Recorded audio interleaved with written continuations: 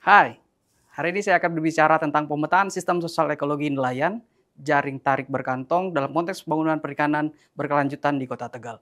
Ini merupakan bagian dari hibah dosen muda Fakultas Pertanian Universitas Gadjah Mada. Baik, saya akan memulai dengan bagaimana interconnectivity antara ekologi dan ekonomi yang sering kita sebut sebagai suatu pendekatan yang berkelanjutan. Hal ini menjadi menarik ketika dunia mendorong untuk melakukan keseimbangan antara ekologi dan ekonomi.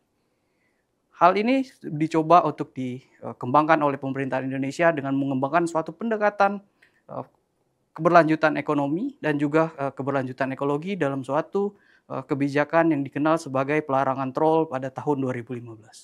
Nah, dari kebijakan yang berkaitan dengan keseimbangan ekonomi dan ekologi ini, kami ingin melihat bagaimana variabel potensial yang mempengaruhi, yang menjadi dampak perubahan ketika kebijakan ini mungkin muncul. Kemudian juga mengidentifikasi faktor utama penyebab kompleksitas dan merekomendasikan pendekatan apa yang mungkin kita ambil ketika kebijakan pemerintah seperti ini justru memiliki dampak yang tidak sesuai harapan.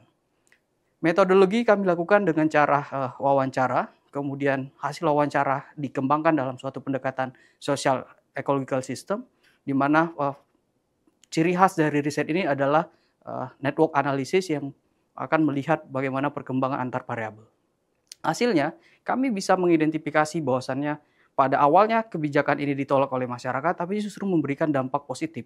Salah satunya adalah upgrading teknologi nangkapan ikan, kemudian juga peningkatan lapangan pekerjaan, karena masyarakat merasa ketika pembatasan tersebut muncul, maka inilah saatnya melakukan riset dan development yang mungkin terjadi, termasuk dengan peningkatan kapasitas freezer, kemudian juga mendistribusikan pasar perikanan yang jauh lebih luas, serta melakukan penangkapan yang di luar wilayah pengolahan perikanan yang biasa mereka lakukan.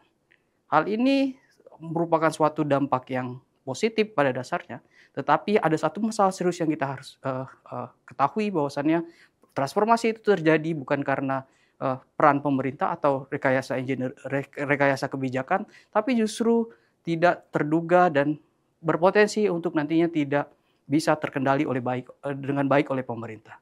Maka dari itu kesimpulan dari riset ini adalah transformasi dari nelayan skala kecil adalah suatu hal yang uh, mungkin terjadi dan pemerintah harus memiliki peran untuk mengkoordinasikan antara nelayan dan kepentingan keberlanjutan ekosistem. Serta yang paling penting adalah semua stakeholder terlibat dalam suatu kebijakan yang berbicara antara keseimbangan ekonomi dan ekologi.